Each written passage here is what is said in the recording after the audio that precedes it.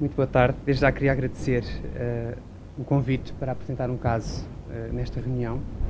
Trago então um caso de uma miocardiopatia que foi para nós difícil diagnóstico e diz respeito então a uma doente do sexo feminino de 46 anos, sem fatores de risco cardiovascular e que tem um seguimento no Hospital de Santa Cruz desde os 18 anos de idade, com umas queixas de cansaço para médios esforços que a doente referia desde a infância e com um diagnóstico em 1982 com base no eletrocardiograma, no ecocardiograma módulo M bidimensional e em história familiar de morte súbita e documentação anatomopatológica de miocardiopatia hipertrófica do tipo apical.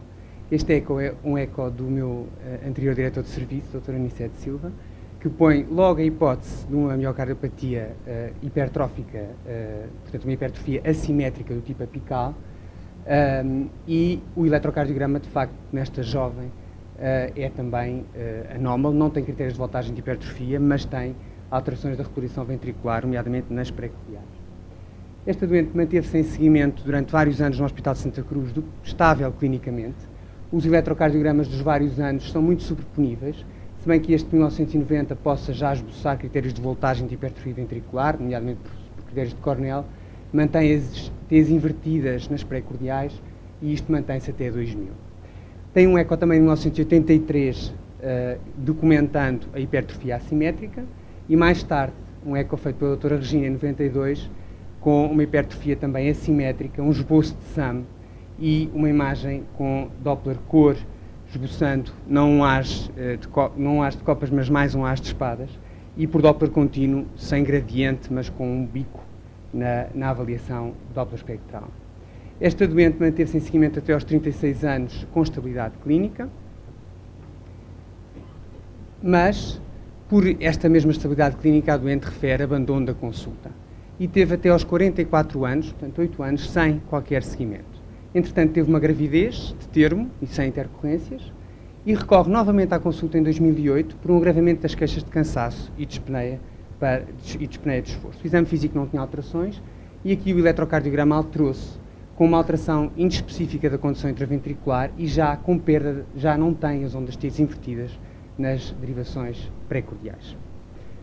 O médico que a viu pediu nova estratificação de risco e avaliação, nomeadamente com a realização de uma prova de esforço, de onde ressaltam dois aspectos fundamentais. Por um lado, uma reduzida capacidade ao esforço, apenas atinge o segundo estadio, com queda tensional logo no primeiro estadio, e uma resposta isquémica muito exuberante, mais de 3 milímetros nas derivações inferiores e precordiais de V5 e V6. Além disso, o registro de Holter 24 horas registou a presença de taquicardia não muito acelerada, complexos largos, autolimitada. A doente foi proposta para a avaliação com ecocardiograma de esforço, no sentido de perceber se estas queixas de cansaço e de dispneia tinham alguma correlação com um eventual gradiente intraventricular ou da câmara de saída. No eco de repouso, aquilo que foi notório foi, de facto, não parecia haver envolvimento da válvula mitral, se bem que a avaliação do aparelho subvalvular demonstrasse alguma anomalia com uma banda fibrosa ligando os dois músculos papilares. A função não era brilhante, avaliada qualitativamente. Havia um aparente envolvimento ou um aumento da espessura da parede livre do ventrículo direito. O padrão de enchimento era com alteração de relaxamento, com pressões de enchimento normal, portanto baixas por rácio E', mas aquilo que era mais notório era na abordagem apical, um miocárdio ventricular com uma morfologia muito atípica, não com uma hipertrofia apical, mas, digamos, uma dilatação do ápex com uma morfologia também estranha, e tinha, além disso, um volume auricular esquerdo já aumentado.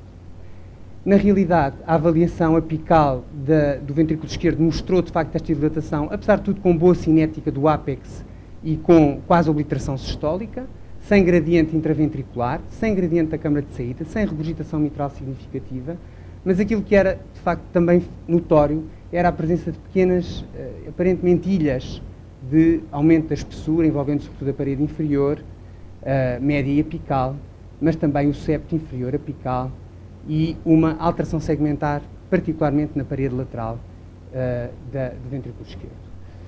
Tivemos algumas dúvidas na avaliação do ventrículo direito, parecia haver também envolvimento com a limitação da técnica, evidentemente, da parte mais apical, dos dois terços apicais do ventrículo direito, e, de facto, quando tentámos fazer uma caracterização, peço desculpa aqui, ando para trás,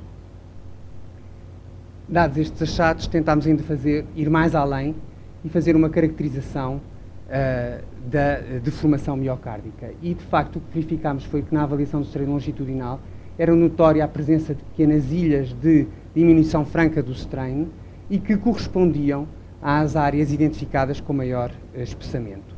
Já no strain radial ficámos um pouco mais baralhados, porque, de facto, não há acompanhamento de deformação no sentido radial em relação às hipertrofias, portanto, aqui é mais o septo que está envolvido. E quando avaliámos o VD, verificámos que a deformação no segmento médio e distal do ventrículo direito também nos parecia reduzida. O strain longitudinal global, tal e qual como a função, portanto, acompanhando a fração de ejeção ligeiramente deprimida, era também diminuída, tendendo ao grupo etário. No esforço, portanto, na bicicleta, a doente apenas fez 2 minutos de bicicleta, com queda tensional associada e infra-DST que reproduziu exatamente a prova de esforço, e aquilo que verificámos foi um agravamento da fração de ejeção e, aparentemente, uma maior alteração da contractilidade envolvendo a parede lateral. Isso também foi objetivado na avaliação do strain, portanto, houve uma diminuição do strain global, mas mais da parede lateral e apical, e não houve qualquer desenvolvimento de gradiente intraventricular ou da câmara de saída, nem um agravamento significativo da regurgitação mitral. Atendendo ao baixo risco inicial da doente, embora com alterações segmentares no eco de esforço, a doente foi referenciada para a realização de uma angiotaque para exclusão de doença coronária e, de facto, o score de cálcio era 0 e as coronárias não tinham lesões nem placas significativas. Havia a descrição também de uma hipertrabeculação, uma espessura máxima em curto eixo de 10 milímetros e a mesma imagem anómala envolvendo os músculos papilares. Mais um pormenor, portanto, aqui muito elucidativo em relação à morfologia apical. E no sentido de esclarecer este diagnóstico que foi um pouco, que nos baralhou relativamente ao diagnóstico inicial, a doente foi referenciada para ressonância magnética, também com intuito de avaliar o prognóstico. De facto, a fração de ejeção, portanto, os achados foram muito sobreponíveis aos do eco.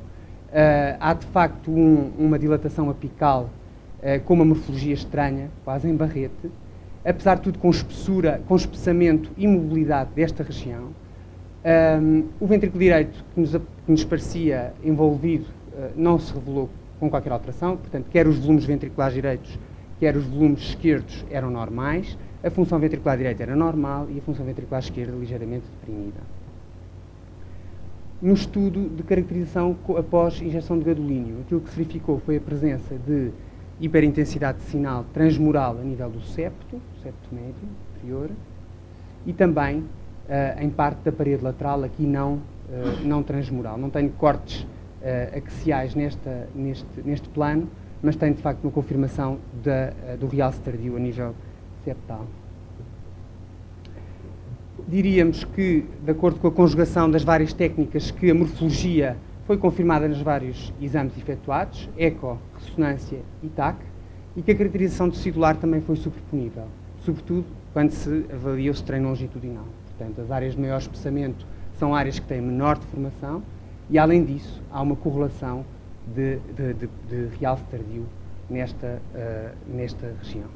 No entanto, o diagnóstico permanecia não totalmente esclarecido, porque a massa ventricular era normal, não havia áreas de espessamento superior a 12 milímetros, portanto, nem na faixa cinzenta de Meron entrava para miocardiopatia hipertrófica. Este caso pareceu-nos, de facto, muito interessante, porque aquilo que parecia uma morfologia típica de miocardiopatia apical evoluiu para sair um bocadinho daquilo que se está habituado a ver nestas miocardiopatias. De facto, há uma evolução congruente do eletrocardiograma. Sabemos que as inversões da onda T, quanto mais invertida a onda T, mais hipertrofia apical existe, portanto isto acompanha, tudo isto bate certo, mas permanecemos em dúvida em relação a esta morfologia e à disfunção ventricular. Portanto, neste caso, a espessura parietal e massa ventricular não apoiavam a cardiopatia hipertrófica, o ECG não era sugestivo se a doente tivesse sido avaliada apenas neste momento temporal. Não havia obstrução, portanto, interventricular e na câmara de saída, e a caracterização tecidular era também incaracterística para a miocardiopatia hipertrófica. Finalmente, e em jeito de discussão, diria apenas que este caso levanta alguns problemas relativamente ao tempo de diagnóstico. Não sabemos como é que estas miocardiopatias hipertróficas evoluem, nomeadamente com 20 anos de evolução, e não sabemos se estamos numa fase end stage. Provavelmente estamos. Os critérios diagnósticos podem não ser estes. Há também várias formas de miocardiopatias apicais, há várias morfologias, e é importante relatar que, de facto, os métodos de imagem e a confluência da informação foi toda ela convergente, mas não levou a um diagnóstico final. E pensamos que poderá ser importante, neste caso, um diagnóstico genético, que está em curso, eventualmente o recurso à histologia, portanto, métodos não imagiológicos, para depois confirmarmos o diagnóstico e orientarmos a terapia doente do ponto de vista prognóstico. Ela, de qualquer modo, atendendo à história familiar de morte súbita, ao realce tardio e à queda de pressão durante o esforço, está a aguardar a implantação de CDI. Muito obrigado. Muito obrigada.